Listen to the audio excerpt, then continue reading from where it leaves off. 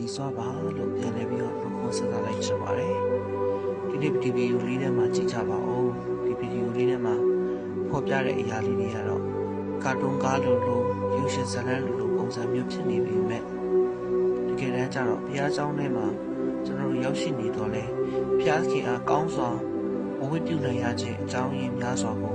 ပုံဖော်ထားတဲ့ AI ဗီဒီယိုလေးတစ်ခုဖြစ်ပါတယ်အဲ့တော့ဘုရားကျောင်းမှာကျွန်တော်တို့ရောက်နေတဲ့အခါမှာကျွန်တော်တို့ရဲ့စိတ်အာရုံတွေထွေပြအောင်ဘုရားဝတ်ပြုပွဲမှာကောင်းစွာဝတ်ပြုနိုင်အောင်နှုတ်ကပတ်တော်တွေကိုကြားနေရတော့လဲကျွန်တော်ရဲ့အသက်တာထဲမှာဒီနှုတ်ကပတ်တော်များကအသက်မဖြစ်သောအရာများအလင်းမဖြစ်သောအရာများမမှတ်မိမမှတ်သားနိုင်တော့အောင်နှောက်ယှက်တတ်တဲ့အရာတွေကိုဒီနေ့ဒီဗီဒီယိုလေးထဲမှာတရုပ်ပေါ်တင်ဆက်ပေးထားတာကိုတွေ့မြင်ရတာဖြစ်ပါတယ်။ဒါကြောင့်ကျွန်တော်တို့ရဲ့အသက်တာမှာဘုရားကျောင်းထဲကိုရောက်ရှိလာပြီးတော့ဘုရားရဲ့တရားရဲ့အောက်မှာနေရတော့ညာလဲဘုရားခင်ရဲ့ကောင်းမြတ်ခြင်းဘုရားရဲ့ကျေးဇူးပြုခြင်းနဲ့ဘုရားခင်အားကောင်းစွာအဖူးတွေ့နိုင်ခြင်းဘုရားခင်အားကောင်းစွာမဝတ်ပြုနိုင်ခြင်းစတဲ့အရာများမဖြစ်စေဘူးရအတွက်မိမိရဲ့အသက်တာကိုပြင်ဆင်လာခြင်းအပြင်